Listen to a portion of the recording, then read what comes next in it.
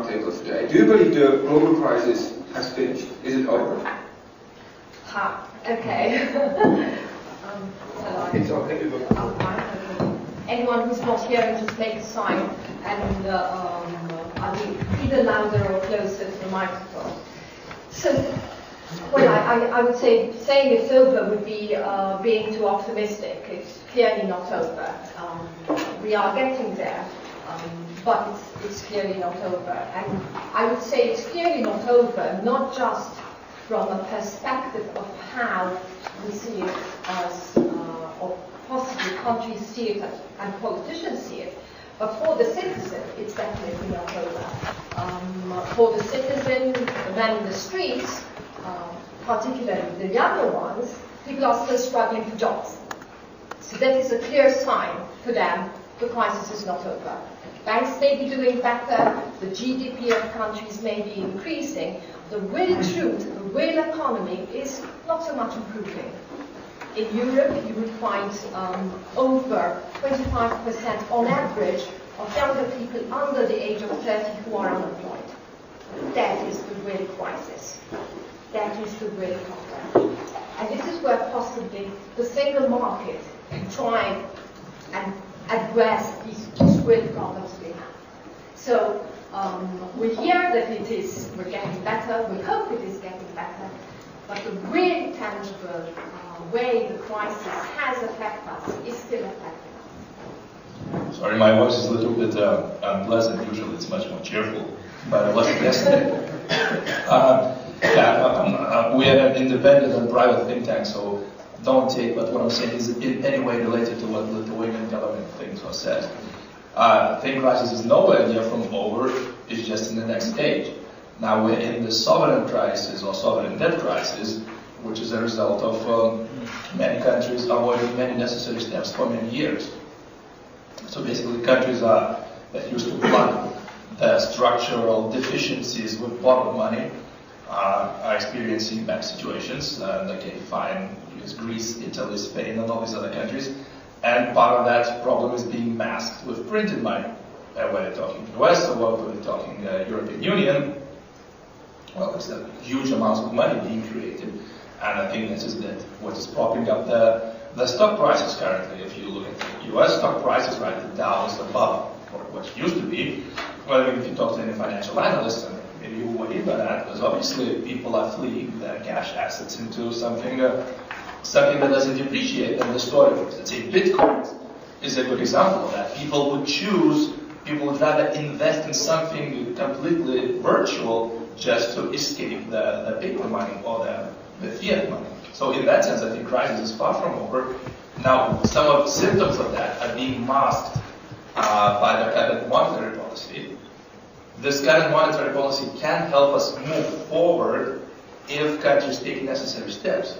But the necessary steps, such as cutting down on the debt, cutting down on the public sector, and increasing productivity, are one of the most unpopular measures in Europe right now. And if you see the southern countries, these are not the popular measures. So I think we are now in a sort of a lull.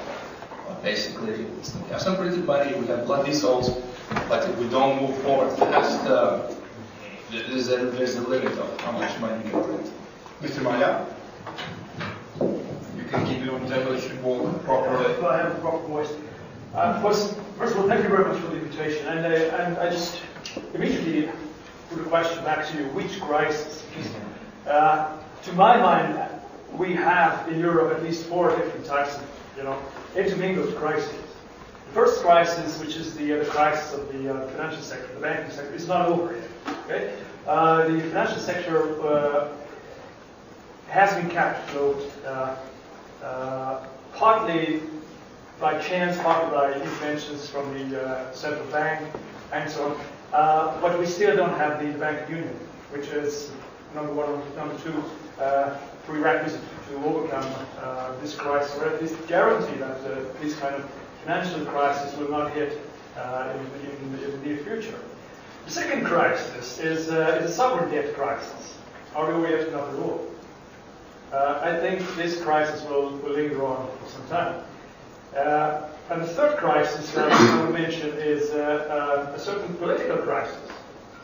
So know that this crisis is the deepest and the most thorough crisis of modern European history. And it's not only about the economy. Now, a lot of people started to think about the future of this integration as an economic or political bloc. So this seems to be some kind of a lack of direction, lack of vision now. And this is not a new thing in Europe, but this economic crisis made it more, remarkable. So Europe still needs a political recipe. And the fourth crisis I will mention is the crisis of European competitiveness. You can blame financial markets, you can blame the Americans, bank sector, the governments that overspent for decades, but still, the most important element of this crisis, I think, is the underlying crisis of competitiveness, which is with us for 1.5 decades, 2 decades. As you see, what has been put in the forefront of European policy for the last 10, 15 years is always competitive. Okay? And this financial turmoil made this lack of competitiveness, international competitiveness, more remarkable. Are we through with that yet? Not at all. Whenever the acute elements of the crisis is handled, one way or another, this question how this economic bloc, the internal market, the single market, can be competitive is a very difficult question. And this is going to be the big question for the after-crisis management. And one last word. Whenever this crisis is over, I think Europe will have to be faced with a new situation. The golden era of this last 30, 40 years of social welfare state is probably over. So no matter how successful we're going to be with the crisis management, this active crisis management, I think anyway Europe will have to face a new reality. When do you believe the end of the crisis you have made is coming, or is there the end? I think the financial sector and probably the government debt crisis can be handled in the medium term, 2 or 3 years, depending on a lot of things, political, economic. Let's see what's going to happen in China. Let's see what's going to happen in Russia, and so on. So it's never an isolated recipe. So we're in a globalized world, so it's very unpredictable. But as for the competitiveness crisis, this is going to be a longer-term process. Mr. Chmelař. Hopefully this will work properly, or I will just shout. It should work definitely. So I've been for the last 4 years discussing the end of the crisis maybe 160 times with friends, colleagues, and other panelists. I'm not sure we may make any other new contribution to this debate. I've been discussing the end of the European welfare state model for maybe 15 years with colleagues, friends, and other panelists. I don't think that we can make also a conclusion on that. At the same time, I agree also that the solution must be political. I agree that the banking union is a crucial tool. I'm not sure whether the parameters are set right, whether they're big enough, whether the scale is good. On the other side, there are some progresses. At the moment, I think what keeps the Eurozone together, not that could have broke up. But I think what helps the interest rates converging is the promise of intervention, of monetary intervention by the ECB. That's it. I mean, there's been no success in fiscal policy in terms of really consolidating the promises, let's say. And I'm not arguing for any side in this issue, but I would maybe, if it's possible, can we switch to the single market and the crisis? Tell me that was the way I want to go, because I would like to ask you about the role of single market in the crisis. According to your point of view, was the single market a good way for Europe during the crisis? That's actually, I think we have to take two sides. The single market was very good before the crisis in integrating it politically, in making things interesting. It contributed to growth. Certainly, there's probably no model that could be devised that would say otherwise. The European Commission is now repeating the number of 2.13% of GDP as being the contribution of the single market in the last 20 years. I don't think it's a proper number. I don't think you can actually model something with two decimal places in the first place. That's a different question. But I think also that during the crisis, what the single market, what the interconnectedness between the European states did, was actually, it had a procyclical effect. Not, it maybe made us lose the value that we created before the crisis, but it made it, the recession was slightly deeper than it could have been if the states were actually protectionist right from the beginning. They wouldn't be better off, but the interconnectedness really linked the states and basically made it a common deal of the crisis. Which is important because then we realized that we were all together in the crisis. There was, the finance crisis was not the first hit, what hit, for example, the Czech Republic. It was the financial one, it was the economic one. So basically, the fact that our exports, our GDP was so dependent on the United States, it was what important crisis in the Czech Republic in the first place. Then I think there were some endogenous reasons for the crisis to continue, but it's a different question. But I think that we have to understand that single market was helpful and is helpful altogether, but the value that we got it before the crisis, it increased the decrease during the crisis. So it, even during the crisis, we were better off because of the crisis, because of the single market, but we lost some value, and there was this interconnectedness issue. So, and if you put it together, was it useful? Oh, of course. Yeah. Well, it's the same. It's the same if someone said, "Well, what is the value of electricity?" And someone said, "Yeah, well, electricity allows us to use all these appliances and make our production better." But then we had a blackout. Had we had not electricity, if we didn't have electricity, we wouldn't have blackout. Well, I mean, you can debate anything like that. Is technology good? Is capitalism, is movement of capital? But I think undoubtedly the single market is good, works well, regardless of whether we have financial crisis or not. Very small remark on this. There is no one. If you have the marginal value of a single market is probably lower than of electricity, which is not. It's an analogy. Yeah, it's an analogy. But the thing is that imagine that you have thousands of people dying because of the blackout in the metro or something because of the blackout because nobody expected it would lose. Right. So there is, of course, I'm not arguing that we are worse off because of the single market during the crisis, but it contributed to the cycle on the downward side. Well, but then you have to calculate. So let's go back to analogy because it's easier. You have to calculate how many millions of lives were saved because of electricity. That's true. Yeah. Right. From your point of view, how did the single market change because of the crisis? I disagree with what you said. I think With the analogy or? no. It's very relaxing. Very good. I don't think that this kind of dispersal of trouble came from the fact that we had a common market. The dispersal of trouble inside the internal market was due to the common currency, not the internal market as such.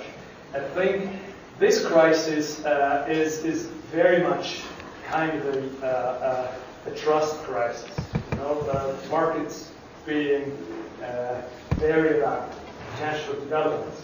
Okay, and when it comes to a very tightly knit currency union that Europe has, part of Europe has, it's obvious that if one tiny little part of it gets into trouble, the world sees this as a potential problem for all the monetary union. So I think having a single market helped in many ways to counter this crisis.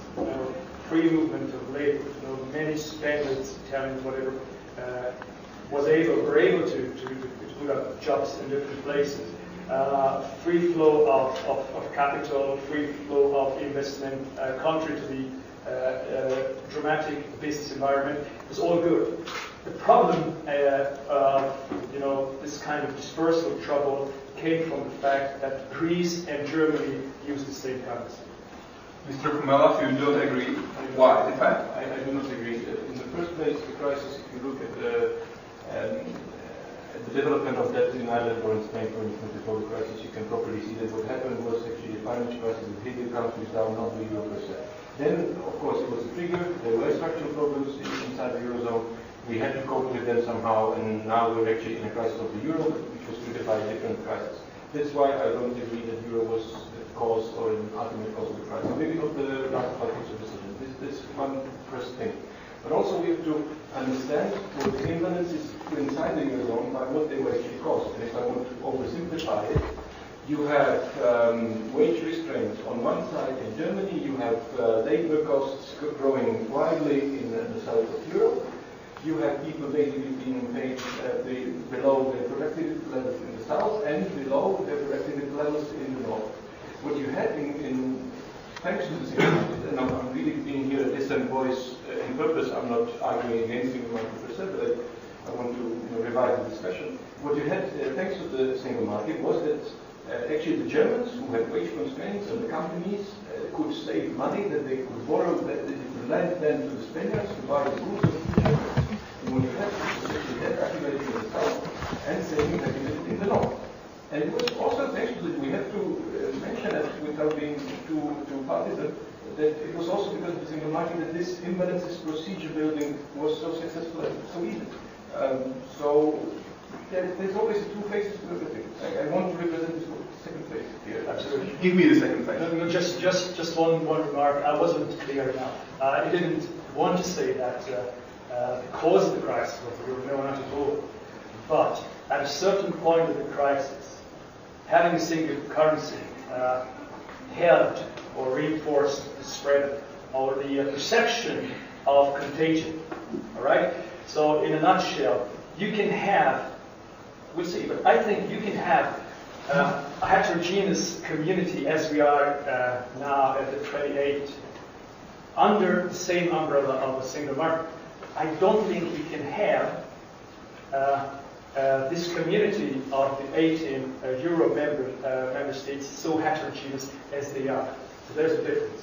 So in the long term, this discrepancies between member states, be it general economic development or cyclical differences, would make stabilization, keeping the Eurozone stable on the long run. That's what I wanted to say. The single market is one of the greatest projects of Europe. If you look and count the EU, the single market is one of the things which makes the EU what it is, and which is one of the great projects of the EU. But it is work in progress. It is something which needs to keep on being developed. So it didn't worsen the crisis, because my question would have been, if there wasn't a single market, how would our countries have been affected by the crisis? Do you have the answer?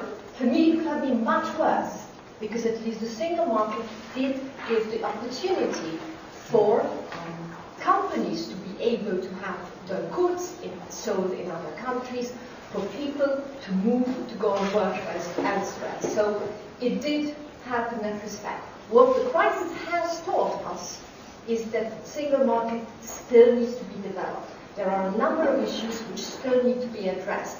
And it just accentuated this. It just highlighted where these areas are. And this is now our task, to ensure that we develop the single market in a way that it remains still this brilliant project of Europe, and this project which each and every one of us benefit from. Name the areas, please. So, you have specific barriers, but if I were to take the financial sector, for example, taxation, let's take myself, a self-employed person. The moment I go and give a service elsewhere and purchase something else in another country, despite regulations saying that I am exempt from paying VAT, I get problems. I still have to pay VAT in the UK, and I do not get refunded that VAT. These are practical problems as a self-employed person you feel. The fact that you have specific regulations in your own country which you have to adhere to, but then you are imposed regulations from another country. You have specific barriers which are more difficult than to address, natural barriers. I come from an island, Malta, a little island down in the south of Europe. So we have specific geographical barriers, being on the periphery, being an island, transportation issues, so we are disadvantaged. Language. We have to deal with it. At some point, we have to face the thing that language is a barrier, even within the single market. So if I want to sell my services in different countries of the European Union, I either use, the French will not love me for this, English, or as I learn the language of the country to be able to sell my services. You have all these different issues. Insurance, the fact that this sector is still very much country-based. Simple things like getting my mobile phone across a border. Borders don't exist for products, but the moment your mobile phone goes across a border, you start paying more money. So as a self-employed person who needs to be in touch still with my clients, I pay more just because I am in another country. So practically there are these issues which we need to deal with, which are affecting our daily life, which are affecting workers and are affecting employers and people who trade. Mr. Silenas, you wanted to respond? Yeah. I love free trade and single market, but I disagree with everything that you say. Okay. First of all, single market or free trade is not an invention of the European Union. In fact, free trade and single market. And a market is a natural state of being for people. It's only when countries put up borders, then we have these. And then we have to take down these borders, then we start talking about the creation of single market. Rewind 100 years back, before World War I, we had a globalized world, we had trade. Rewind some more time, we didn't have to have passports and traveling from one country to another. So one thing I think that we have to sort of have in the back of our minds is this free trade that we enjoy right now, this is not a sort of unnatural development of current days, this is more or less a natural state for people. But fine, that's an interpretation of history, we can take many sides. Now, about the things that you mentioned, I think this is where this is a thing where you're overstretching the single market. There are natural barriers to entry and artificial barriers to entry. I'm all for removing artificial barriers to entry, regulation, licensing, different levels of taxation, special fees, special bills, etc. Let's sort of remove all of those. Natural barriers to entry, you cannot eliminate them.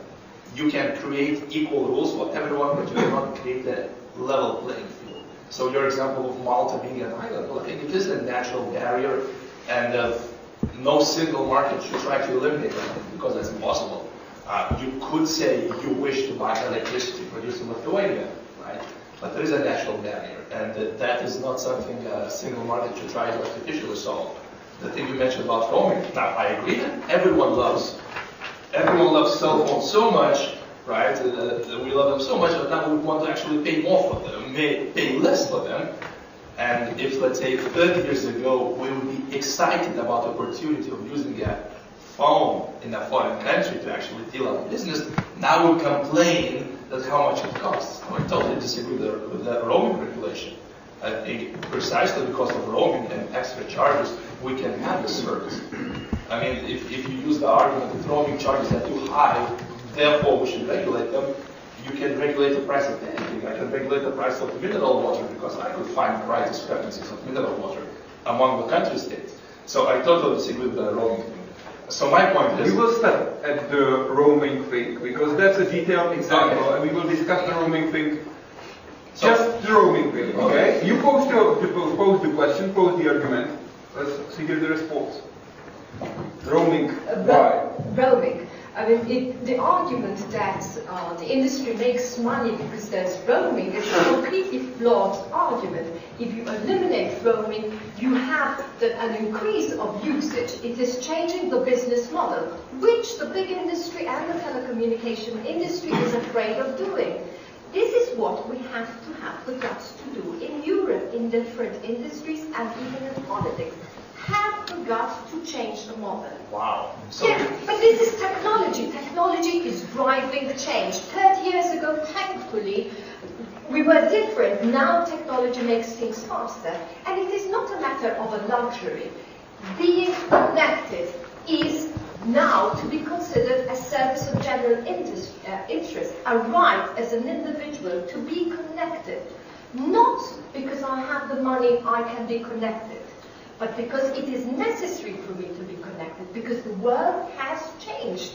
Internet, connectivity, data, telephony is part and parcel with our daily life. So I'm not saying I'm complaining because I want it cheaper. What I am saying is, irrespective of whether I'm in the Czech Republic, in the UK, in Belgium, or in Malta, I should pay the same price, whatever the price is. Okay, very brief response. Well, this is what is wrong with Europe.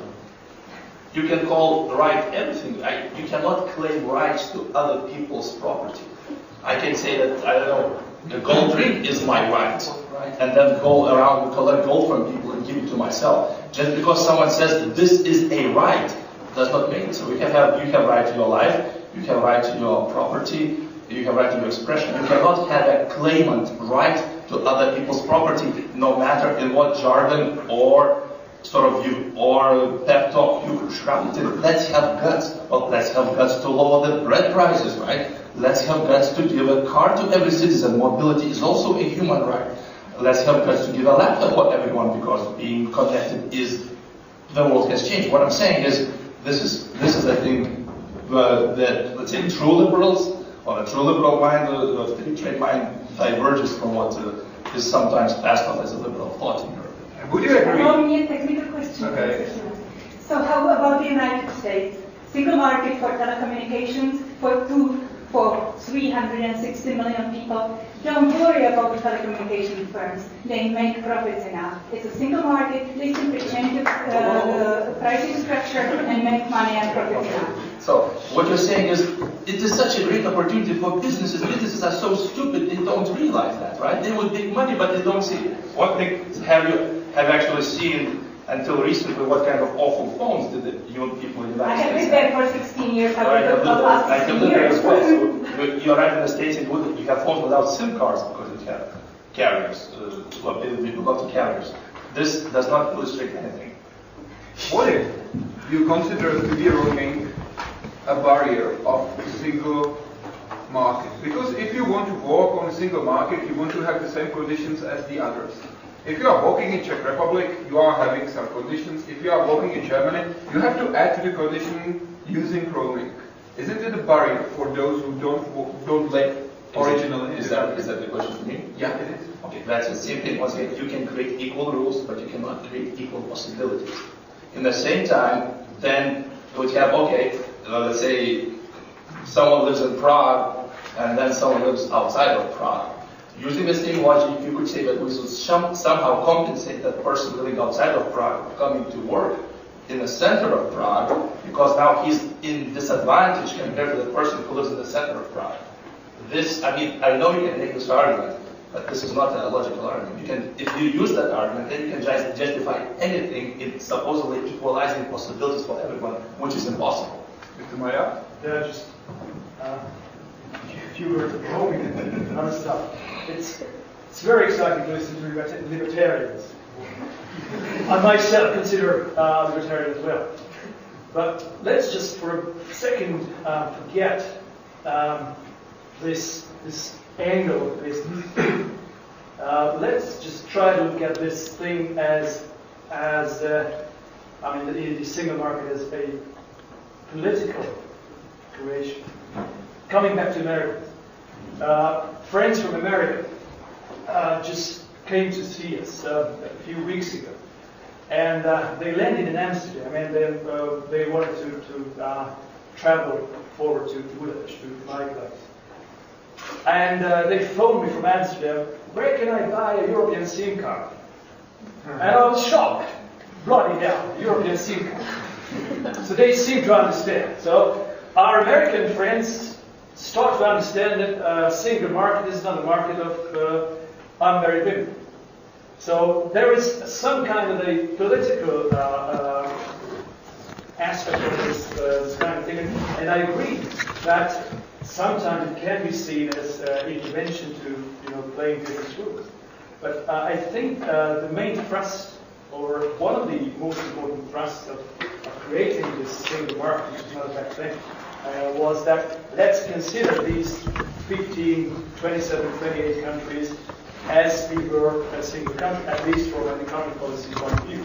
And there are many, many remaining elements, I agree. I mean, I spent 6 years in the European Commission as a member of the cabinet for the Taxation Affairs Commission. So taxation is clearly a no-go for the time being. And I just refer back to your first question, crisis and the internal market. I think the next few years can be decisive, partly because of the crisis. That we might see a change in mindset in some political leaders in Europe, acknowledging that maybe the pace of development, the pace towards what they call the genuine economic union is not fast enough. So I wouldn't be surprised if horrid things such as the CCCTB, the Common Consolidated Tax Base, will resurface. And, you know, it's clearly a very, very difficult area from a national sovereignty point of view. But then, if you talk to American economists, even libertarians, okay, guys, we have a common currency and we just still have a veto rule in tax policy matters. Is it sane? They said, we don't think so. So, I stop here now. Mr. Chmelař, where do you stand on the roaming question? What is roaming and the question that we have been talking right now, the restriction or the regulation of roaming on? Do you believe it's a right, it's a way to improve single market, or is it something that should be left just for the companies to decide? It's a contentious issue among even the libertarians, as I see. So, I'm not going to have an opinion that will be respected maybe all over, or there are contentions everywhere. But I want to maybe use an example.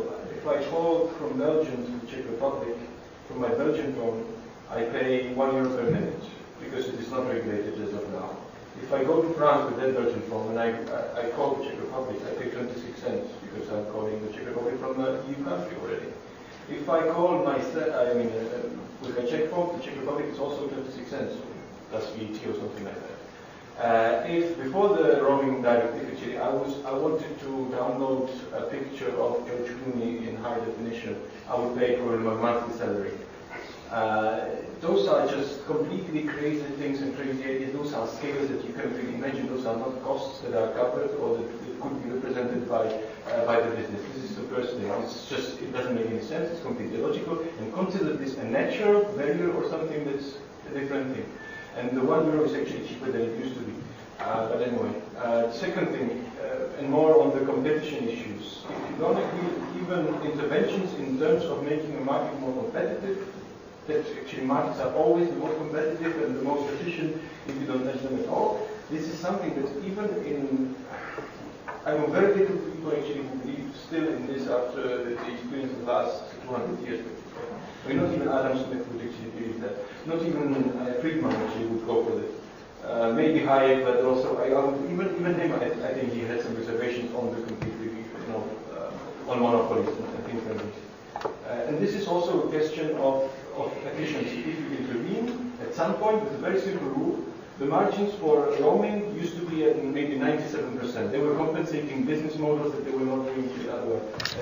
They were compensating their business models with this money, basically. Now they might have raised the prices elsewhere, but those are actually where the costs were. This is one. The second thing is I don't see really a reason, as it was quoted, to have different prices by a factor of 16 from one state to state in an area that is smaller than the United States. I just don't see. I don't see why. So there is a lack of competition.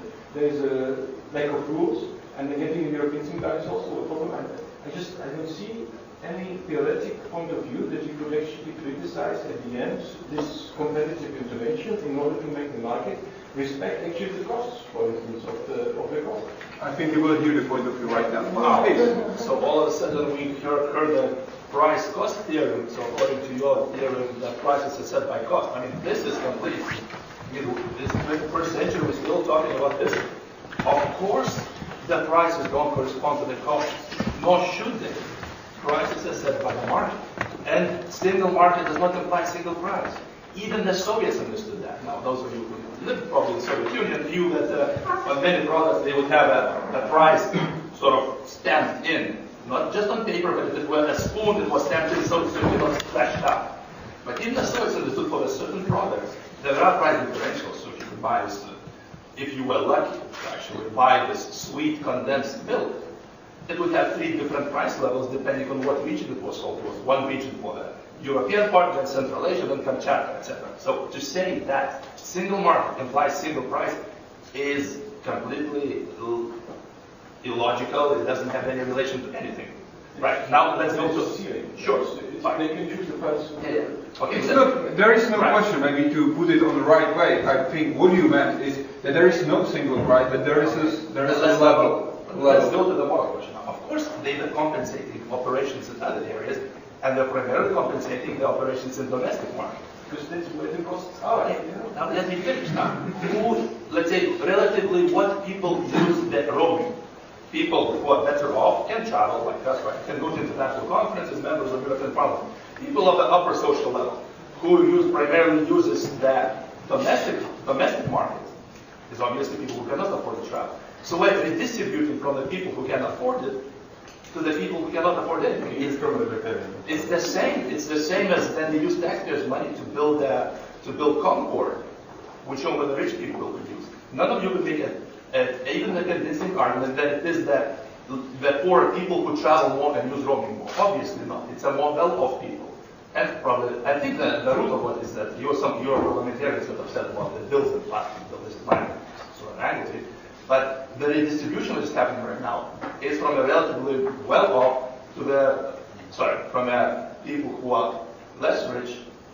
They are now redistribution to the people who are more rich. So you believe that roaming or high prices of roaming is in fact socialist way and socialist rule because it leads into redistribution of income. No, I never said the word socialist. Look at what. No, I said what sentence about that? So once again, if we agree that roaming, charging people who can travel more than the cost is, obviously that was going previously that was going to the domestic market, but primarily it's more people who are less well off users.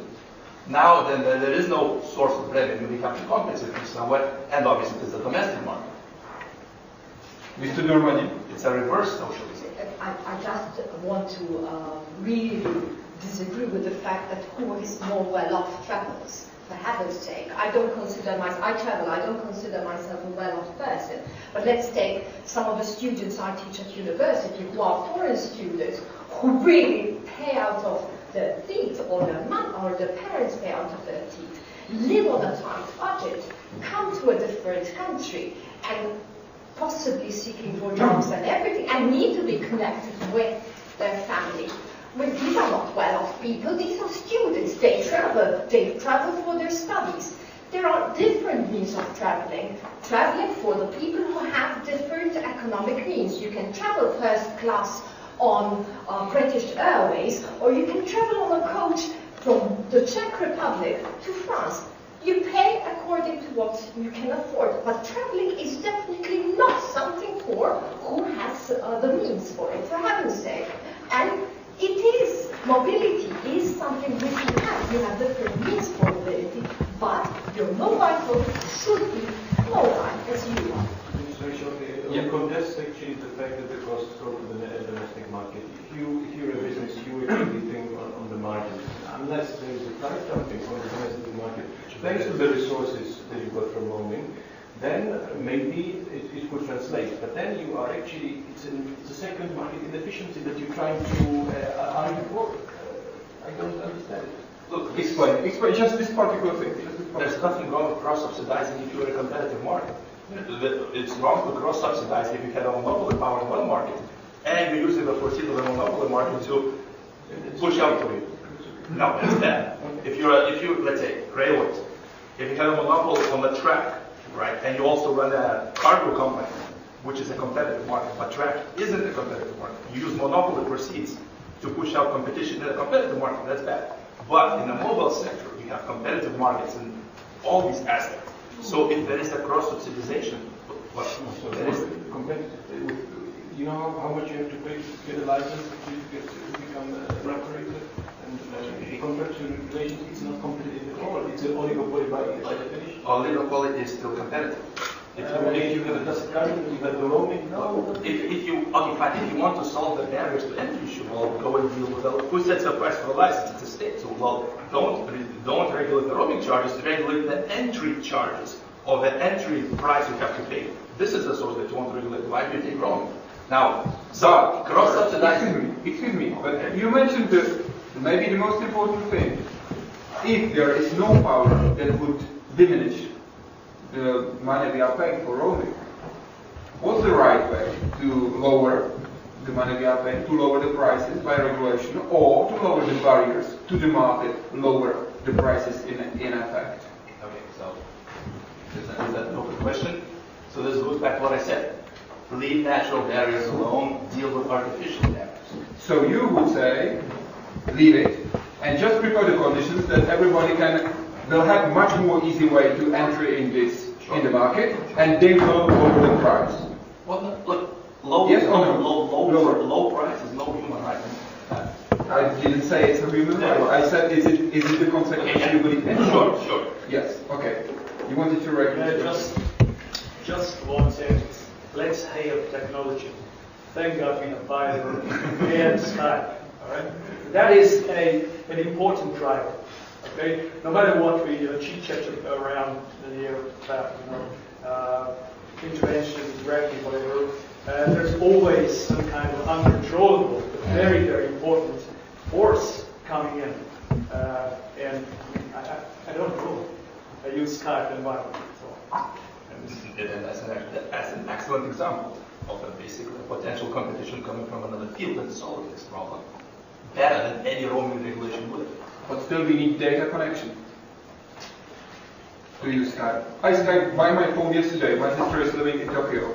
But I use the local data services that are cheap. But look how this dialogue diverged to I want to use data right now in this very spot, and someone do something about it. We all have unlimited wants. I want many things. I want jet skis, but I don't go to the European Commission and say it's a right of any individual to own jet skis. Driving boarding is much better than jet skis. But the thing that if it's not just for pleasure, just I want it. If it's for the way that I need it for my job. Okay. You can make any argument for that. It is you really need it. You don't want it. I need a membership at the local golf club because then I'm going to make contacts and that's going to influence my job very well later. I need a membership at the local gym because I will be healthier and better at my job. You can make this argument with anything. I need a nicer suit because I will be earning more with a nicer suit because I will be talking to nicer people. I mean, this is endless. The slippery slope is very steep and very slippery. We're talking about the single market. So, to be able to work in the single market, the concept in itself is in other countries. So, again, I'll tell you, I'm a self-employed person. The last time I have been online today was 7 o'clock this morning prior to going on to my plane. The moment I went on my plane, I either, when I land, data load or connect to Wi-Fi. Till now, I have not done that. And this is a day which is for me a normal working day. It is not capriciously that I am here. I am here because I wanted to share my experiences with you, but also learn from you what you think about the single market. In the same time, I need to manage my business. And my business happens to be in Spain and in Malta. I would like to be physically there all the time, but I cannot be physically there all the time. So this is what the single market offers me. The fact that I should be able to be anywhere and still run my own business, which is a service-related business. It is not because I want to be here in Prague. I would love to be here in Prague for a couple of days and see this beautiful city. I cannot. It is, however, for me to be able to better run my own business, better if I had connectivity today. Do you feel to be, and I use the word which I know is not precise, a little bit attracted by the single market, that this offer is not fulfilled for you? Yes, this is why I am one of the persons fighting to eliminate roaming costs. we're talking about single market as a wisdom. God theory. I want a castle. You made an economic decision. Instead of working, you're coming to Prague to talk about single market. I am working. So I consider myself. May I have another technical question? Sure. Okay, Sure. This is from nowhere. It's not about personal human rights, personal rights. It's about making the European economy competitive. Would a single market for roaming service, for telecommunication services, would a single market for post office services make the economy more competitive? And I can tell you, you have studies of the U.S. economy. Would it happen just because of a single market for post office services, just a single market for telecommunication services, how much it helped the U.S. economy in 2007 and 2008. So we are talking about helping the European economy. We are not talking about our personal wishes and rights. Well, helping the person can help the system, if I understand correctly. Yeah. Can I just a question to each of the participants? Because they spend a lot of time on the roaming charges. How did they originate? What made them come into existence? And how are we dealing with, removing that cost now? Okay, we'll take it one for another. Let's start with the first point. The American example. Do you consider it to be a relevant example that is really relevant to the situation for European Union? Once again, let's rewind. The barriers to entry to the postal market of Europe is the lack of implementation of universal postal directives in all the countries. In many countries, the national monopolies, or the national post still retains the monopoly rights on the parcels below 20 grams. So yes, let's eliminate that. Let's remove the barriers so that Deutsche Post can operate in Lithuania without the restrictions. That's an artificial barrier. I totally agree with that. But this example is different from what we're talking about roaming. Second question, origins of roaming. Yeah, I have it very first hand. I have it from the Chef cabinet of William Redding, and apparently it was. I hope I will get it right. So the thing is that there was a problem with classic travel in roaming, because the problem is that your operator that you had here in the Czech Republic and charges you a lot of money in Germany that would charge you too much. It was not the problem. The problem was the surcharges that you had on the spot from the German telecoms. And there were apparently reasons to agree for the competition policy point of view that there were classic partners in between the roaming companies, because they were not, it was by chance which you will catch actually. They couldn't compete on the market, so they said, okay, let's agree and we'll make a lot of money out of it. And I mean, not basically, they didn't even have to talk to each other, because it's by chance controlling network in the country. So at the end, you end up by changing incredibly high surcharges with no competition between the telecoms. So that's why they agreed, or they... No competition between the telecoms. Not competition between the telecoms. It takes you 5 minutes to find the network, and to spread the asymmetric information is incredible. So at the end, what that point of time, there was a committee in the commission, and we were ready just to receive the report that it was with no effects on, but if you set the surcharges, which was the right of the commission, if you lower the charges on those, of the German telecom that would charge you when you travel with your Czech SIM card to Germany, then you would not translate the prices, because they created their business model based on that. So they subsidized maybe advertisement for the domestic markets to hide the fact that, for instance, they had roaming charges so high. I don't know, but to subsidize other activities, not necessarily linked to non-domestic phone calls. And there was a report saying that it will not, because it's incorporated in the business model, that it will not go down. So no effect, but there will be basically the rent seeker will be just the other telecom at the end. And so Redding sent it into the college, and nobody liked it because it was too anti-market. And Barroso said that he somehow he had a good idea, although he thought it was a good idea. And then when the chief of staff of the Redding went to the toilet, there was the chief of staff of Barroso talking to the Financial Times, because there was already a leak, saying that Barroso thinks that this is a good idea. And so this is how it got into the Financial Times. It was a huge success. Everybody was talking, this is a good thing. They explained the logic and everything. It was so popular that they could not get it here. And so that's how it was with nobody really controlling it. It was by accident. It was by signing a post apparently. It was a huge success for the Commission. It's one of the most popular actually steps. That's why maybe not everybody agrees with it also. And yeah. But I'm sorry, I probably wasn't clear enough. My point was that the roaming charges existed first because there was national regulation of how you get licensed to operate a telecom at the time. So there were 20-something, 28 non-single markets, single markets within the big market.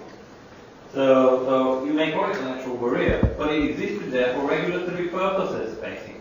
Because we were regulating each licensing procedure on a national basis at the time. Well, in the States, you've got 2-3 companies here, right, who originated that way because you had access to the entire thing from the beginning. With one license, you can operate everywhere. I understand that still, if you choose your telecom in your home country, then you cannot choose the telecom that will be. It's kind of a monopoly on the network, because that's how it developed. Remember, I will just introduce you yourself because you had no chance to meet Ilya Ligorski, who was talking in the first roundtable.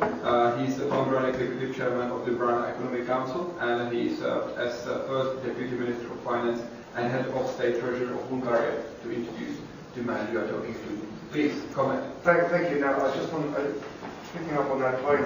I remember, perhaps it might be worthwhile also mentioning the prices that there was a huge cost associated with purchasing the actual networks. I remember around countries, in some countries, prices reached in England, for example, the new 3G networks, for example, reached in the 20, 30, 40 billion pounds or euros. So huge prices that the government made off the sale of these digital communications networks, and those had to be compensated in some ways. So perhaps if there was a country, I don't know, say Luxembourg, for example, which didn't have to, which didn't earn so, where the Luxembourg operator may not have had to pay such a huge price for that right to use that bandwidth, as relative to another country, for example, that there was no unification of those prices. It seemed to be a kind of auction which created relatively arbitrary costs. So again, coming on to Ilya's sort of point there, I think that the original costs for those were kind of where the countries which then needed to retrieve the mistake at the very beginning. Europe is right on time. I mean, everybody has this sense here in this room that it's not an entirely business-like business that we talk about. This huge energy cost and government involvement in the whole procedure makes us sense that this is a special industry. And maybe what we face now is how to handle this situation where we cannot truly say that it's an indigenous development of the free market with starting at 10,000 operators, and then after 10, 15 years through the market pressures we come down to 3. But this is a business where from the start, from the inception, there's a huge amount of government presence. That was my point. Absolutely, I fully agree. The reason actually was the government sort of presence at the beginning. So it's not selling milk or bread. It's a special sector of the economy. Just one small point on this, that these are somehow, to a big extent, telecoms are actually monopolies, aren't they? Sure. Because you have to create They used to be. yes, but by allowing everybody to do their own network, we really get into a suboptimal situation. But I didn't say that it shouldn't be the case. I just explained that this is a special sector we have to face. Oh, yeah. Tell me, how many special sectors are there? Because when you say this is a special sector, what's the border? When you can say this is not the special sector? Because it could be an argument for everything. Say energy packages, transport packages, mining industry. So you have everywhere where the government is from. In which area is not the government strongly involved right now? But this is I think the way where normally in the past some cases were the way to promote efficient market, if you want. before, because to build a pipeline for water distribution, the state actually either monopolized it or stepped in at some point, or the subway in London, which started as a private company, and then the state or the London city overtook it because it was not efficient, because they were making rails one next to each other. So those are actually areas where there is space for national monopolies. At some point, the state got involved, not because. So the problem now that we have is not because state is involved, it's because those are actually monopolies that the state tried to solve by getting involved. On the other side, when you look in this, you mentioned the subway in London, and you said it's not working. In Tokyo, it's working absolutely perfectly.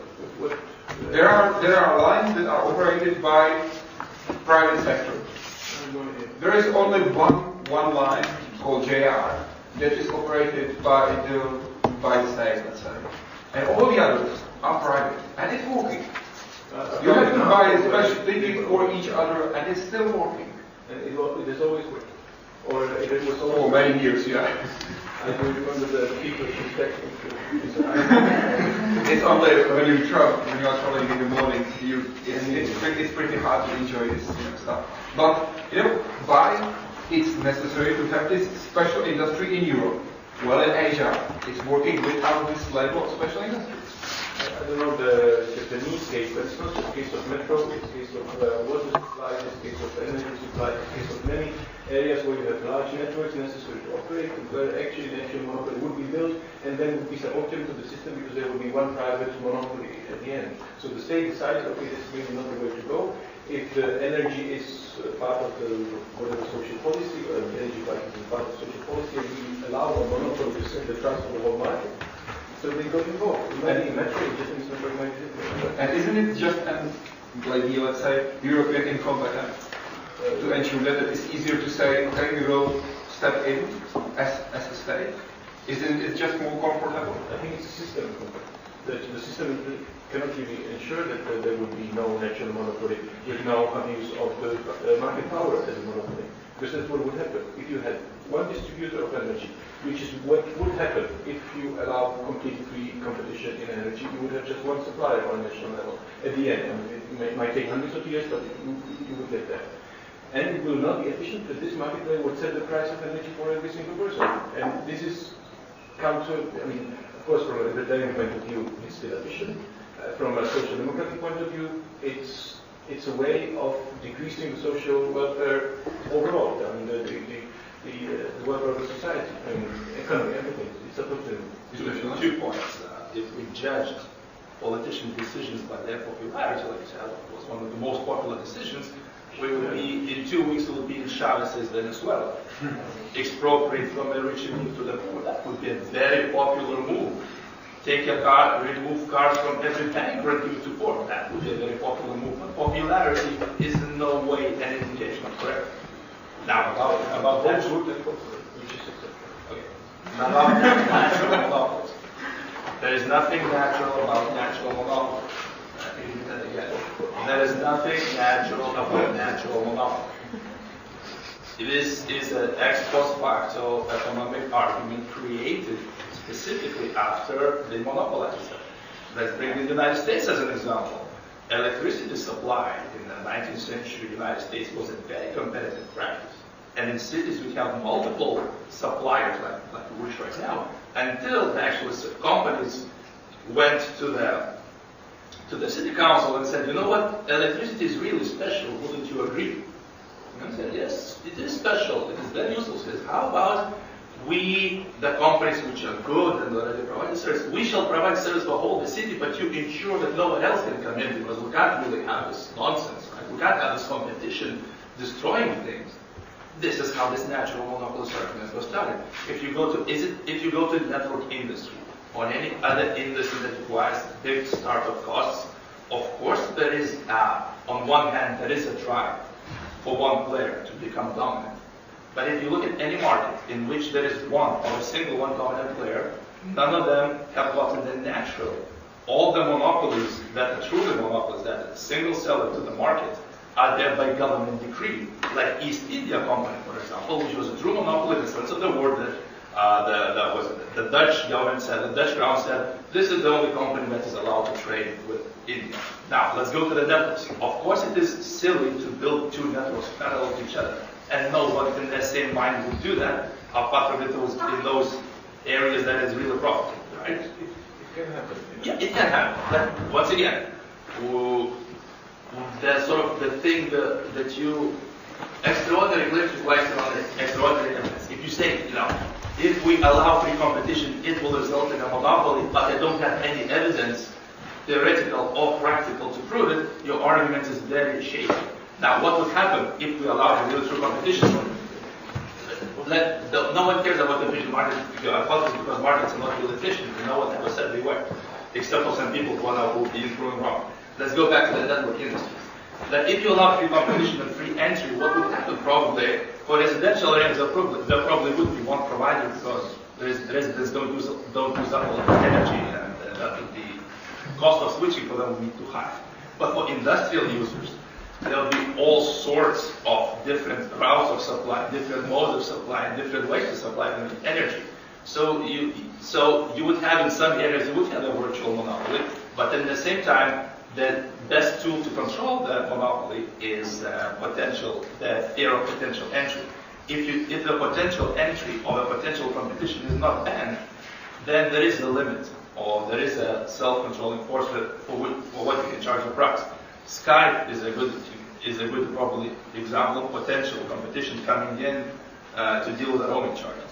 So what I'm saying is this is a very long debate.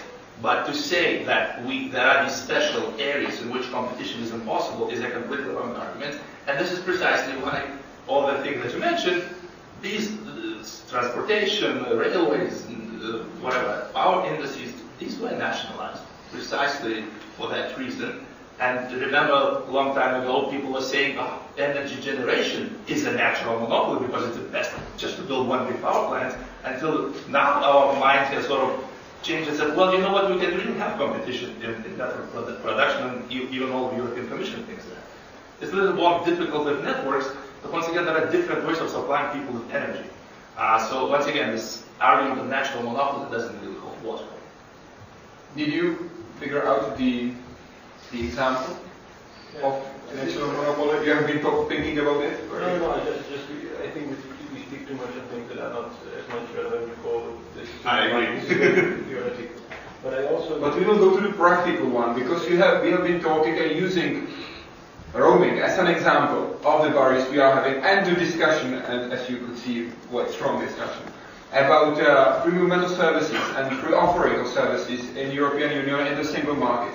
Mrs. Darmanin, what's the barrier right now? Well, we are talking about liberalization in single market, and especially in the way of having a chance to offer and use services anywhere in the single market. What are the barriers right now we have to deal with? Okay, one of the first barriers which I see is over-regulation. Over-regulation of the different conditions one has to adhere to be able to operate within the single market. So it all started, because before you asked, is it a system mistake? It all started out of a goodwill to try and make this work. But you have now, again, I'm sorry, but I give the example of a little SME, because ultimately Europe is made up primarily of SMEs. A little SME who has to now know and adhere to different regulations and also their applicability in the different countries. So this is a big burden, to be able to know, use it, and operate within this sphere. So you have over-regulation. According to your point of view, the first step should be prepare the very same rules for entering the market for small and medium enterprises anywhere in the single market. Simplifying them, not necessarily anywhere the same, but simplifying regulations, that they are standardized, that one does not need to be an expert in regulation or spend a fortune on professionals who will be able to guide the person accordingly. So it is, well, we speak about smart regulation, speaking about smart regulation for quite a while, but it's really now looking at what regulations work, what are adding burdens, and really just eliminating the fluff that isn't working. We have many regulations which are good on paper, but which are not applicable in practice. So this is one of the first things I think. It is too complicated. The second thing is also the different criteria which exist in different countries in terms of licensing, for example. Again, I get you a practical example from my sector, which is sailing. So if you are in the UK and you are skippering a commercial vessel, you have the UK standards of licensing. You have the UK regulations you have to adhere to. If you're in Croatia, it's completely different, and you have to adhere to the Croatian license. I'm not saying have one single license, but for heaven's sake, streamline between them, that the UK one is something which is recognized in Croatia. Because these are things which add burden on people, and add burden on people who are trying to have a little business, services business across Europe. So those are already some of the few, but I'm feeling next to me somebody is moving, but I always get this body language. I start realizing, well, he's the same person. Totally agree. Well, we agree. I'm actually surprised if I hear something different than I agree. But let's start from there. Then the big thing we've already mentioned is taxation. It's how taxation is implemented, the different forms of taxation, and the differences between parties. As a certain point person, you need to then adopt. So this is one area, the Services Directive, which needs proper implementation. It's still work in progress. It still needs proper implementation. You mentioned the mutual recognition principle. Why it hasn't been adopted yet? It is simplistically, I would say, everybody protecting their little interest. Every country protecting its little interest, which is the big problem of Europe. Mr. Chmelař? I think it's not only interests of the countries in a sense. The problem with at least the first attempt to introduce services was not so much that there would be some interest groups, but those were normal. I mean, 90% of the population would actually be concerned by the services inclusion in the single market. And if you apply, I mean, at least in the form that it used to be, if you apply the same rules for workers in France as you apply in Romania for Romanians working in France under the rules of Romania or Estonia, then you actually somehow erode the whole society that has already got into a level where it hopes it's not going to go to under the social and health standards that it used to have. So that was the main problem. That it's not the same health policy or social policy is not the same as the percentage of milk fat in the butter. You can agree on those, but you cannot agree on what is the good standard of living in Luxembourg and in Romania or I don't know Croatia. So that's why it has not worked, and I am not very hopeful that it would in these terms. On the other hand, services like wholesale services on more. That's the Marján? Yeah. The mutual recognition is a good word, and it would be a good practice. And it works in certain areas. But, you know, talking about the services directive, the overarching big step that was never really taken. I was living in Belgium, and I was following the television debate about the services directive and the constitution in French media. It was full of the boogeyman of the Polish club. You know? So the whole issue of the services directive and the constitution was very much mixed up in the political debate.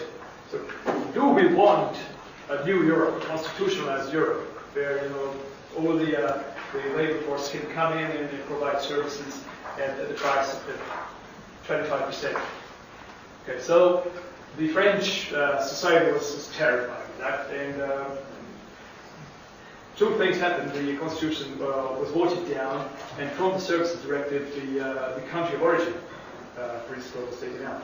So in the essence, and why mutual recognition doesn't work, or why in practice these rules do not apply. Because of very, very sophisticated cunning tricks. All right? So a lot of member states are very well equipped with, you know, how to apply those seemingly quite broad terms like national security or common interest and so on and so on. Be it the purchase of land.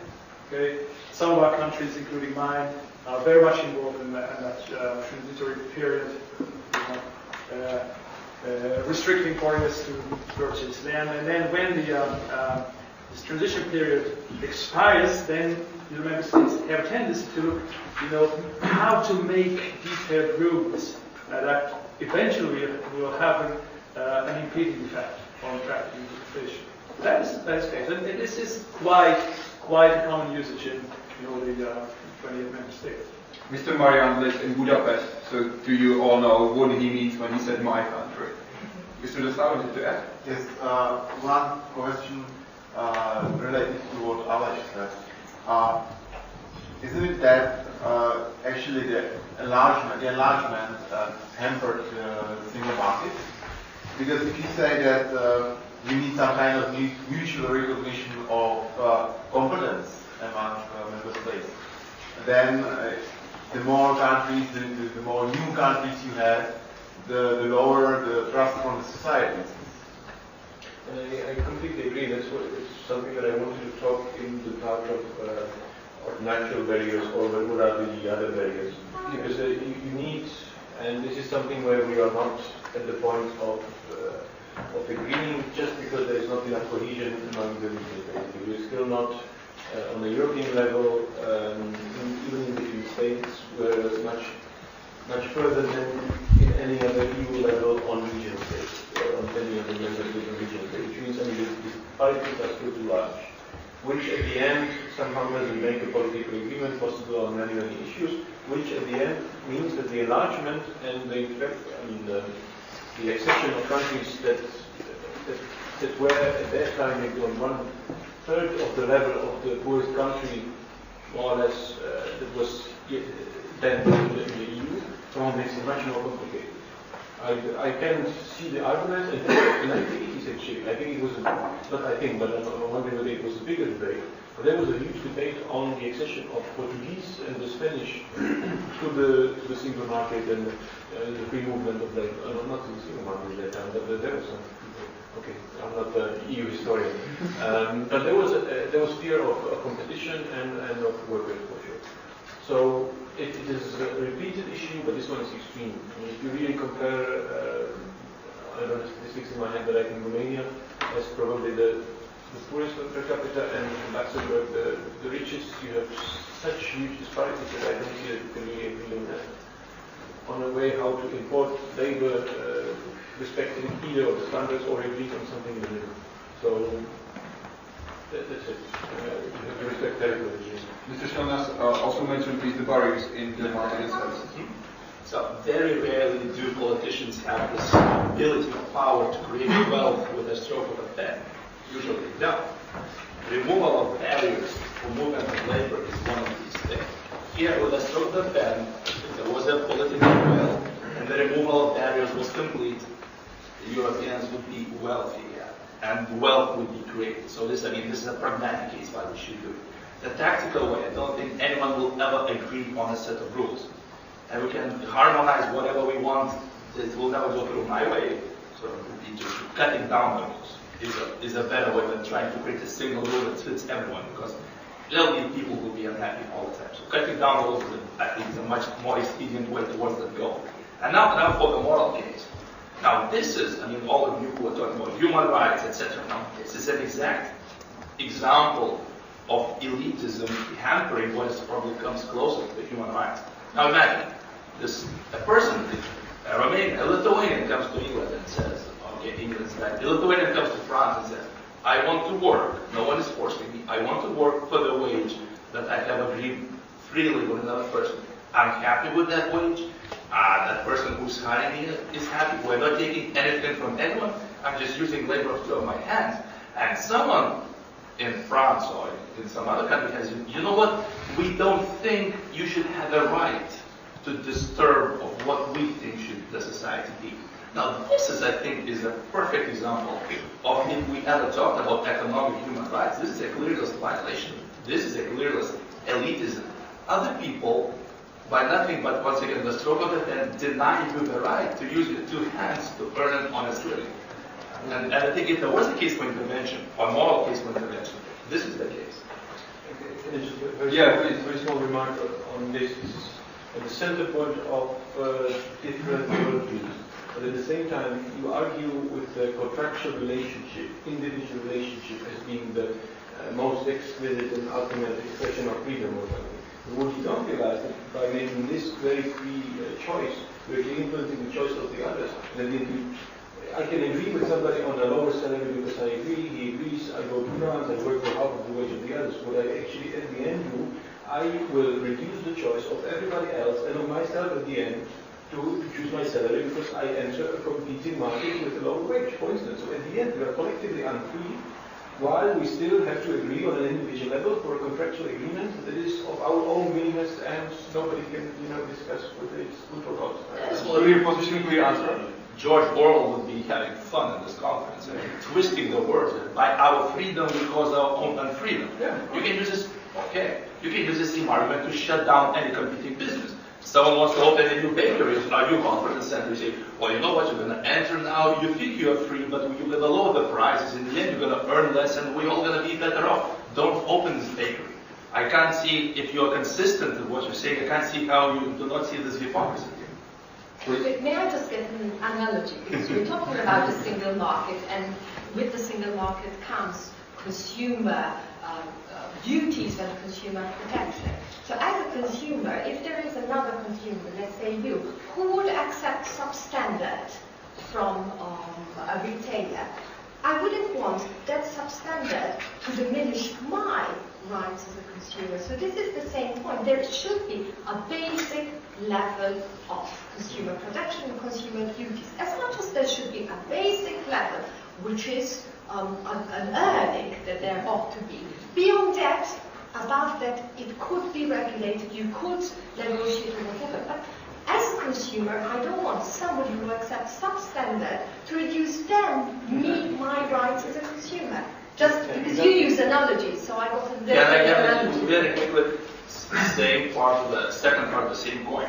So she's saying that if I want, let's say, if you don't want to buy the bread which is of bad quality, don't buy it. But if I'm poor and I want to buy the bread of lower quality because this is my only way to feed myself, I think this is as close as it comes to my human right. Now you are saying, I don't want you to buy the old bread, therefore I shall forbid the existence of all of that bread. I mean, I'm not saying that. You're totally saying that. You're saying, if you buy the bread yes. to different quality bread is something different. Fine, use it. We will stay at the analogy. Stuff, as you use the word, substandard bread. So this is the Marie Antoinette argument. Let them eat cake. If you cannot afford a really good bread that I want, you don't eat at all. So you're saying it should be people's choice. Exactly. To choose if they want to high quality, lower quality, or worse quality. Exactly. Because if you raise the quality to so high it's expensive, some people will starve. Please. Thank you for this debate. I think thanks, fun guy. You should be televised. The big question for me was. Do you want popcorn, cola? At the very beginning, when I was coming to this conference, the big question for me was how come that around 90%, maybe even more people, different stakeholders would agree that the single market is the thing we have to complete. That's the way forward. At the end, we cannot move really forward. And I see the devil is in detail very often because then when you really dig deep into different areas, you realize that the interests are different, that the perceptions are different. So that's exciting. The thing with the roaming was interesting, but I think I would like to hear some comments about another thing, which is the European patent system. Patent is very crucial for competitiveness of Europe, and I agree that with the Zilvinas, which he mentioned, it's definitely easier to cut the obstacles, the artificial obstacles that we have, but sometimes it's also crucial to agree on some systematic conditions, even in areas that were previously cut into 27 separate systems. So now about data. Everybody would agree that we need it. We need some European system in order to make it easier for business to cut the cost, because the cost of business were incredible. And it's really exciting to find out how come it doesn't exist. And if you would, as far as I was informed, the national transposition of patent system is connected with the huge business of translations, different expertise, and in the end, the national countries are protecting their own system, even though they're on some level they are arguing that this is really good, we need it, we need common system. In the end, everybody's protecting their own system, and I think it's really nice case study how the things in single European market work. That rhetorically we want it, but practically we are not able to move forward. And this is the analogy with what Ilya mentioned. We are not able to work for the bigger cake. We just are always perspective is our slice, our little slice, and we want to keep it, which is a little bit unfortunate. But maybe you can comment on that. Yeah, I mean, I just add the question, why is that? Yeah, you hit the nail on the head. I completely agree that as little protectionist rules as possible. That's good for business. But we have to face it, and maybe this quarrel about the roaming issue misled us a little bit. No. So I think we have to understand that most of the times when the EU acts, any policy or legislative intervention on the internal market, most of the times the aim of it is to break down national barriers. Okay, so I think that's very important to know, because there's a huge. When I was in the Commission, there was always this debate between the libertarians and the socialists, and who wants what, greener or less green, or bigger cars or smaller cars. All right, you have this debate, and the example of the roaming is an example where, from a libertarian point of view, there is a clear intervention into the free market. But most of the times, intervention is about cutting red tape. Okay? Intervention is against national economic groups, either to make them harmonized or broken down or mutually recognized. I think that is very important. And it is not the European level that hindered the adoption of the European patent. It is clearly, macho infighting between some member states. It's a clear case. I mean, this is really a shame that Europe still doesn't have a well-working, unified patent system. And then, coming back to my previous point, do we consider it as at least one big market, not a state? But if we have declared that we consider this place as a single market, why on earth should we not have a common patent system? And the answer is because I wouldn't name member states, but member states with important languages, for instance, Fort Harry. Okay, name them. And just look at the entrepreneurs of Europe. Oh, these bloody politicians in Brussels were talking about lingua franca and languages, and it costs us a lot of money. Mrs. Darmanin, what's the story, according to your point of view, of the patent system in EU? Oh, but I tend to agree. It is again country interest. It is not seeing, as we said, the bigger picture. And this is where I go to Attila's intervention at the very beginning. It is a political crisis also in that sense. The we are not seeing the bigger picture, but we're seeing more the short-term picture, or the votes we can get. I mean, for me, as a very convinced European, one of the most disappointing moments was last year at a council meeting, being at the bar with a few ministers, drinking after the discussion and hearing them say, oh, I don't care, ultimately I am going to choose what is better for my country because that's where I get the votes. And this is the reality. It is where the votes are. And this is why we need to be thinking of a changing Europe, or see how we envisage Europe, and also then be asking our political class to have it. For example, European Parliament, now we're going to have the election. As long as the European Parliament will be elected from national parties, we're not going to get much steps forward. We have to think a vision of a European unity in our own diversity. So I don't have a solution how that will be. The problem is, in every single time, it is short-term vision. Because many people say the Commission should do this, the Commission should do this, the Commission should do this. Many a time, the Commission does these proposals. And these get broken down then in Council. Why? Because there is the interest of the national government. And this is unfortunately the beauty and diversity of Europe, but also the downfall. While we are talking about the patent system, Mr. Silenas, do you believe it's the trouble and the problem and the reason why it's still not working because of politicians? I would just rather sit this one question out because of a couple of complications with intellectual property. But in a very broad sense, I would agree with what Atilla said. How should I put it? This roaming debate has been rigorous. I see that the only one improvement in the European Commission is removing artificial barriers in that sense. These artificial barriers are usually connected to national law.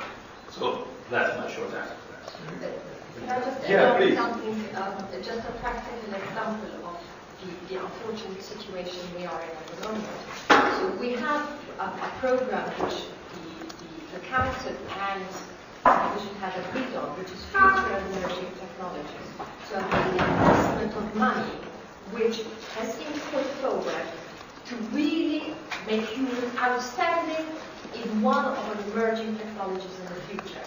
And last year, this was decided there would be two areas: a new material, which is called graphene, and also studies on how the brain works, and technology for augmenting the function of the brain. In both, Europe is the leader, acknowledged also by the US. If you go on graphene, which is more practical, now if you check for patents, the 10 toughest countries that patent are all outside of Europe.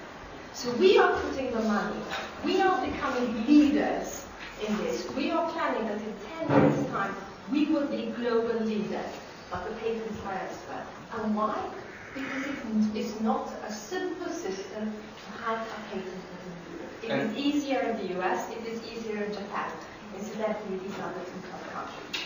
And do you see the way how to change it, the way how to prepare the system and really push it through the whole system of institutions and the directives, and to really implement it so it can be useful and working? So all the ones who are working not only according to only in the business of graphene and brain study. By the way, Barack Obama prepared a special money injection in US brain study because they want to be the leader right now. To make it happen, what should change? The first important step is political will. That's where I put it at. Political will. It's very complicated. There are legal aspects. There are also national aspects. But the first real step is political will. If there is political will, we get there. From your words, I understand that you don't believe that there will be a political will. So it's not a way how to change it, really. It's just a belief. It's an utopia. So let's be realistic. And if you could give us a different approach, how to solve it, because the approach you mentioned, you really don't believe in. So. No, I don't believe. I am skeptical or cynical it will happen. That's where I, as a citizen, then use my democratic rights, because I will definitely keep on lobbying with my politicians. I am disappointed because I don't see results, but I keep on lobbying, I keep on fighting. Please? Thank you. If we, I've got a question that's been burning a hole in my mind for some time, actually. Well, it might be relevant to this conversation relating to technology, brain science, and in fact, one of the first points which you made, Ms. Darmanin, regarding the labour crisis, and actually Mr. Marján's list of different crises. So if you sort of step back to that list, there is the labour crisis, which I think you didn't actually include in your list of 4 crises. It was banking sector, sovereign debt crisis, political No, I consider it competitiveness crisis, and partly the crash of the but there is in certain areas, and certainly the free movement it could, ideally can help this. But in terms of the something that I've been observing in my work is the incredible level of automation which is occurring in all over the world. Fantastic patterns coming out of it. Many from this country, in fact. I mean, the home of the robot, in fact, is a world leader in automation of various different things. And there are technologies which are emerging not only to replace kind of manual labour. Obviously, we know manufacturing in factories. I think Foxconn in China, for example, is replacing most of its workers with robots, which cost about £25,000 per worker. That also in farming, there are technologies called, they call them, I think, precision agriculture now, where you've got farm bots, planting seeds and everything, very precise geolocation services, many of which are sponsored by the EU, in fact, the GNSS satellite system, which enable 10 centimetre accuracy, etc. But they're also less labour-intensive, more intellectual jobs, which are now being gradually replaced by automated systems. In the world of in aviation, I know, for example, there's a statistic that about 50% of aviation accidents are actually caused by human error. And so many research groups, both in this country but also in the US and around the world, are developing automated systems to perform a very, very complex task, which up till now only humans have been able to do, which is logistically doing the logistics for very complex aerospace management. Could you come to the question? So my point is the European Union, I mean, if we're looking at prospects and expectations as the title of this, my question is, what kind of thought processes are going on at the moment in the various intellectual bodies and the administrative bodies of the European Union, which can prepare the European population, both amongst all around, for this aspect, and are there going to be any programs which can help to retrain the people who will perhaps over the next 5 to 10 years find their jobs managed?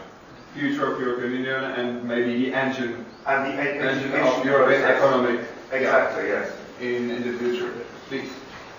Okay, just finally, with that, we won't talk much about patents. It's a legal issue. I don't understand the issue. And now we're meeting the legal patents that say technology, intellectual property meets economics and labor and the division between capital and labor. This was the question that you actually asked.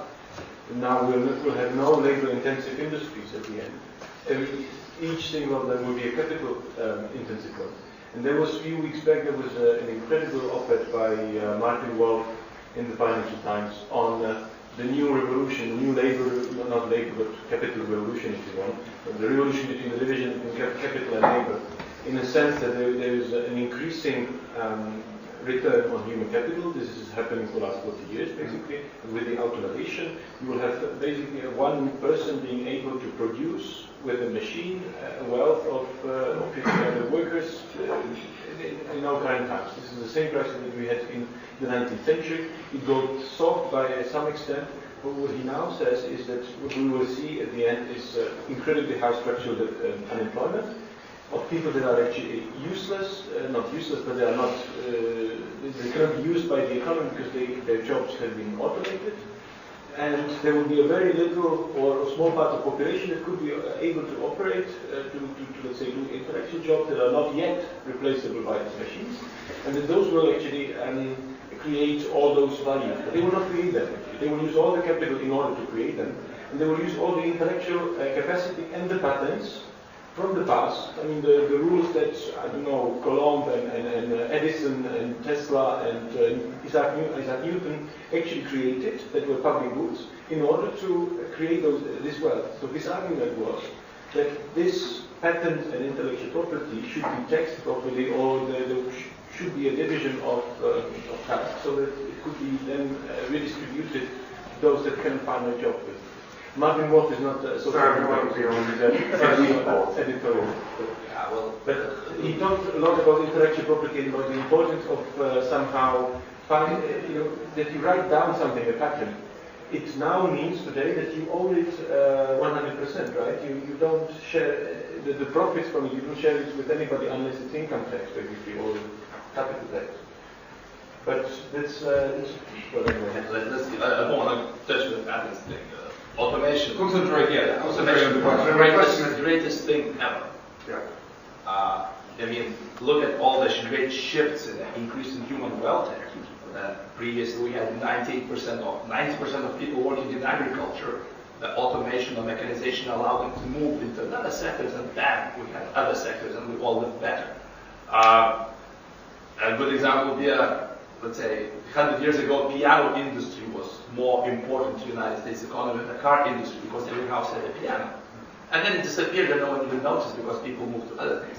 I mean, from a stand-up general point of view of economics, automation just means that single human being is able to work with more capital, therefore creating more value, therefore earning more. Now, what you're saying, well, what about the people whose jobs will be replaced? But this is the same lump sum labor fallacy as if said, what if 100,000 immigrants came to the country?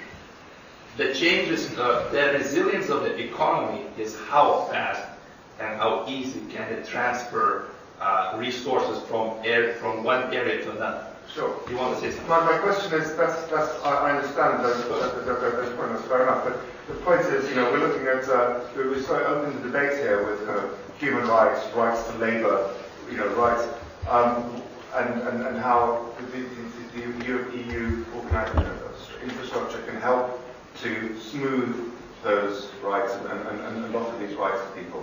So my point is that a lot of people that aren't aware of this process are going to get caught out very, very quickly and very harshly.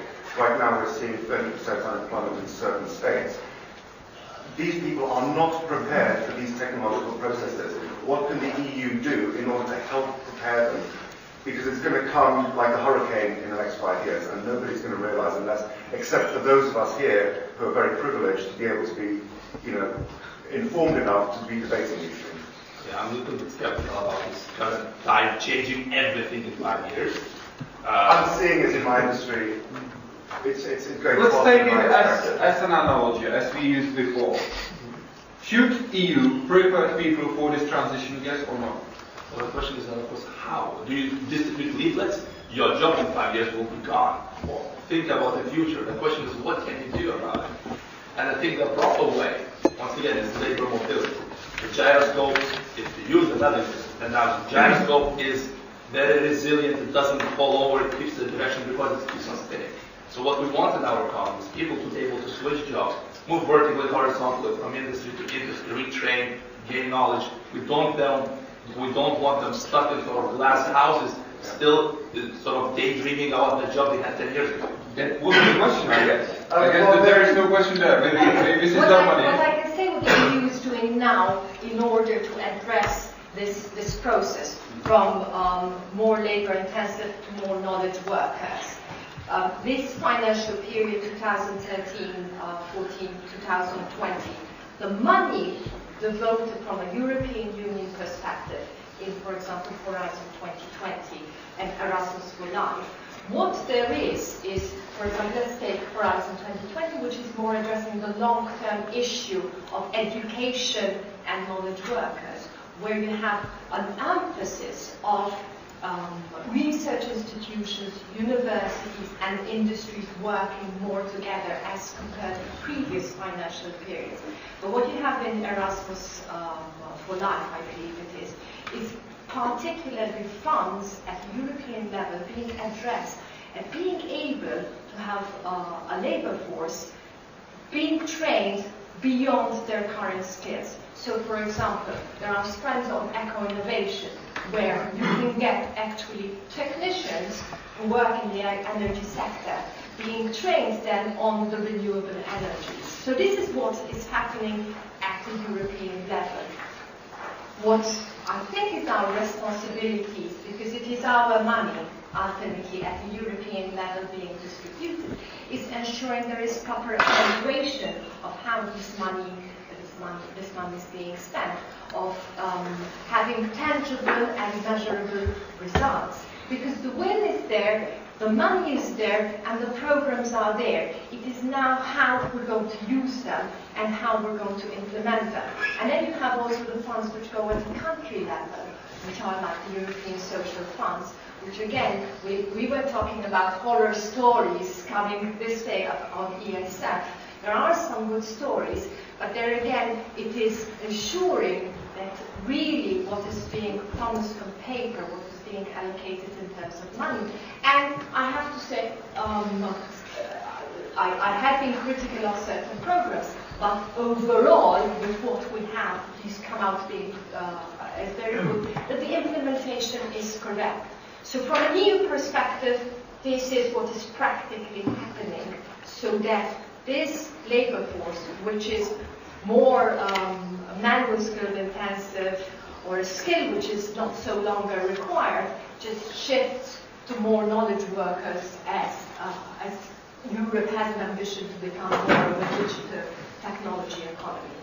Mr. Marján? Yeah, just what Europe needs to do, European Union, or Eurozone, whichever, let's see. First, to fight the crisis. Second, and this is way more difficult, find the ways for growth. Find the source of growth. Because out of a crisis, you can come out in two ways, practically. Freeze money or growth. And ECB will not bring. So Europe in the medium term needs to find a source of growth. Do you know the source of growth? No, I don't. And the funny thing is that politicians normally do not know. Just look back the infamous Lisbon agenda, Lisbon whatever. Okay, I was there in Brussels. So by 2004, 2005, it was hush hush, don't mention it. Okay, so that's for political statements to find the source of growth. So it is very different. It comes to your more longer term remark that. For several reasons, and one reason is only automation. There's going to be a landslide change in our European lives. I would add demography. Okay, just I will give you one ratio. You know, the old age dependency ratio. Now, will be double in 25 years. So where the labor force, the labor market will not only change dramatically, potentially because of automation and many other factors, but by the very fact that in 25 times we're going to have one active worker to support the other way around. The two active workers to support one pension or retiree. So in the longer term, there are serious factors that add up, and that's the reason why I started this morning saying that no matter how successful we're going to be the firefighting for the crisis, probably very, very thorough thinking over is needed how we manage this European society. And I was very, very much interested in what Mr. Wolf said in Financial Times. It's quite a revolutionist idea. But I think in a few years, we will need this kind of practically completely new approaches. Mr. Chmelař, do you have any idea what's going to be the engine of European economy in next decade maybe? Is there a reindustrialization needed, or the technology will be the leader of the economy, or what's going to push the growth forward? I think reindustrialization could be one of the ways, but it's not, I think, feasible for many reasons. Because it's labor intensive, and we don't have the cheapest labor in the world. So let's say technology, I'm not saying I have a recipe, but technology for sure is the theoretical way forward. But I think the biggest issue will be really on how to distribute basically these earnings of technology. And this is what also Mr. Wolf was talking about. That it's very easy with Google and Apple and who else, Motorola, that do is that they actually issue patents on a on a moving belt. Basically, every day there is a patent. They just make this. They employ people just to write patents, basically, of course, to research, but also to write that. And at the end, this is where the new concentration of wealth is going to happen. They will find the patent from 2005. It will change the industry. They will reduce the cost of whatever by 50%. And all the wealth will be then, or most of the wealth, there will be of course positive externalities, but most of the wealth will be concentrated in the hands of Google or of Apple, or I don't know who, maybe Microsoft, who else actually does new patents now. I mean, a lot of Asian companies, of course, now.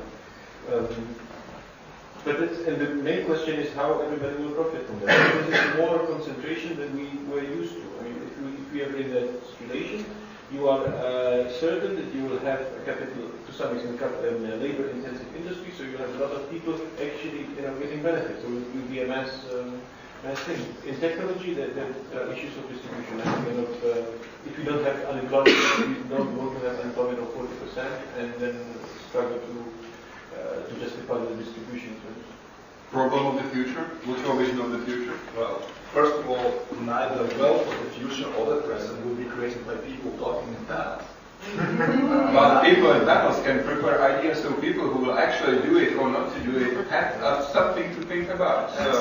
What's your point of view? That's a delusion. We're talking in panels, the people in the European Commission will come up with something. They will come up with nothing. At best, they will come up with some sort of a redistributive scheme or some sort of intervention. The real wealth is being created in laboratories, in factories, when people do actual work. We are right now, we don't do actual work. So that's my sort of small introduction to what I was saying. We are happy to have you here. Yeah. Well, I think Europe could easily reindustrialize. First of all, real industry is capital intensive because of automation, because of high capital inputs, because of machinery.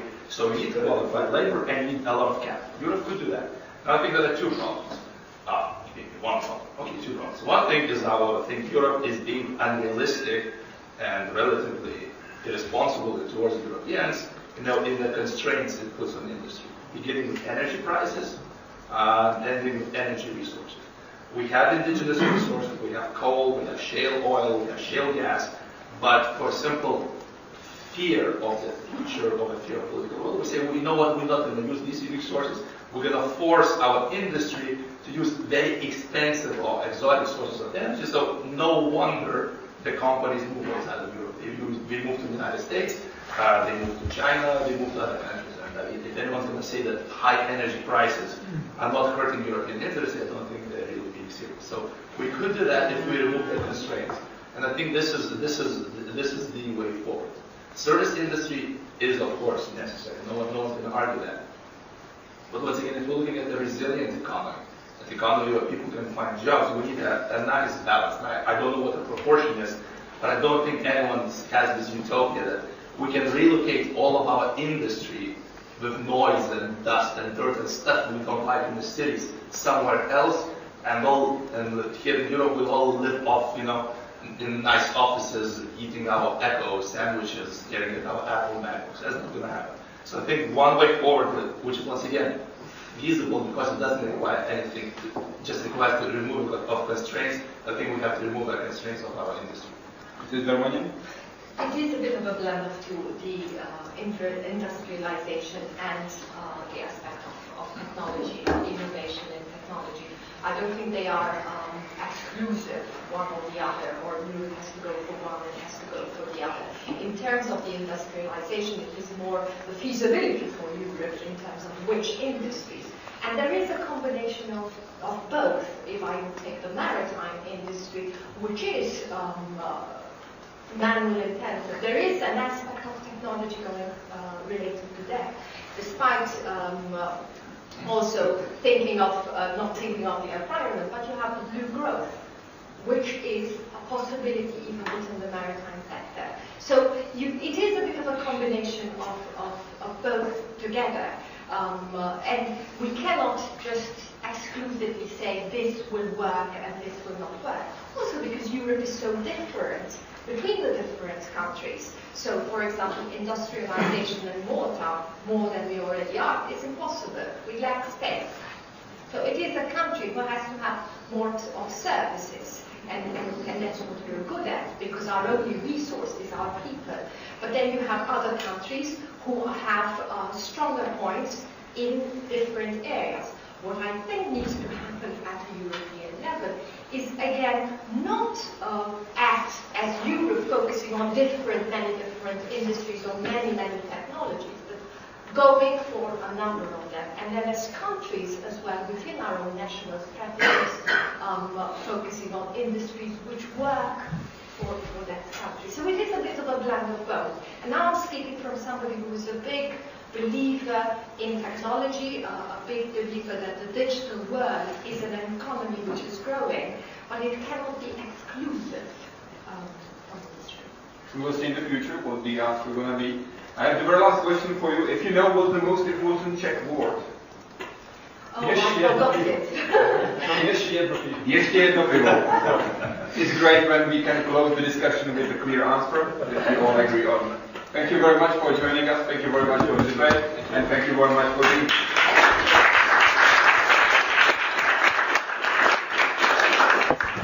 I learned something new during the debate, not only in the afternoon but also in the morning. And also you can find all the information that given here during these debates on the website. Actually, you will visit the website of Association for International Affairs. All the information will be there. Once again, thank you very much for joining.